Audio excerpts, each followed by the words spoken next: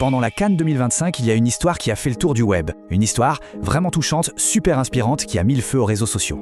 Et la question, c'est est-ce que c'était vrai? Allez, on va creuser ça ensemble. Et au centre de tout ça, il y avait un homme.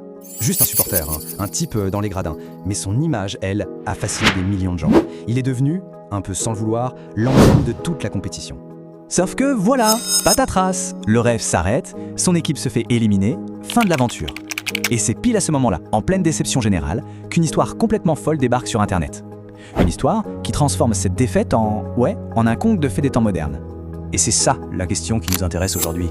Cette histoire qui semblait presque trop belle pour être vraie, est-ce qu'elle était basée sur du concret, sur des faits, ou est-ce que c'était juste du vent, de belles paroles? Bon, pour commencer à y voir plus clair, il faut qu'on sache de qui on parle. Cet homme donc, c'est Michel Kouga, le supporter qui, sans vraiment le chercher, a piqué la vedette à tout le monde. Il était juste là, immobile, complètement stoïque, au milieu de l'ambiance de folie du stade. Et c'est ce calme incroyable qui lui a valu son surnom, Lumumba VA, et qui l'a rendu viral. Allez, on entre maintenant dans le vif du sujet. Juste après la défaite de son équipe, une rumeur commence à tourner. Et là, elle prend une ampleur mais phénoménale. Pour bien comprendre comment la machine s'est emballée, le mieux c'est de regarder la chronologie. C'est simple, début janvier, Kouka devient une star du web. Le 6 janvier, la RDC est éliminée. Et c'est juste après, au moment où tout le monde est déçu, que cette fameuse histoire explose sur Internet. Et cette histoire, qu'est-ce qu'elle racontait? Eh bien, elle parlait de fair play, de reconnaissance, d'un geste absolument magnifique et surtout inattendu de la part du Maroc, le pays organisateur, envers ce supporter pas comme les autres.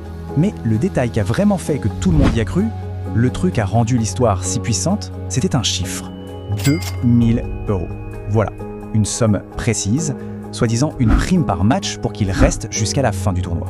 Et voilà le post exact, le texte qui a été partagé des milliers et des milliers de fois. C'est très précis, ça a l'air officiel, et puis surtout ça raconte une histoire que tout le monde avait envie d'entendre, de croire. Une belle histoire de fraternité qui va au-delà du foot, quoi. Forcément, face à une affirmation pareille, aussi belle soit-elle, un doute commence à s'installer. C'est là qu'il faut passer en mode détective, si on veut, pour essayer de démêler l'émotion et les faits. C'est la question de base en fait. Est-ce que cette offre n'est pas un peu trop belle pour être vraie? C'est le premier réflexe à avoir quand une info semble parfaite. Un petit coup de vérification, ça ne fait jamais de mal. Alors le travail de fact-checking a commencé. Étape 1, on contacte les pages qui ont posté l'info. Résultat? Rien. Pas de réponse. Étape 2, on envoie un mail à la fédération marocaine. Résultat? Silence radio. Là, on se dit que l'enquête est dans une impasse, jusqu'à ce que les journalistes aient une idée toute simple finalement. Aller directement à la source, c'est-à-dire l'entourage de Michel Kouga. Et là, c'est le moment où tout ce beau château de cartes s'écroule. D'un coup, la réponse qu'ils ont obtenue a mis un stop. Mais alors un stop brutal à toutes les rumeurs,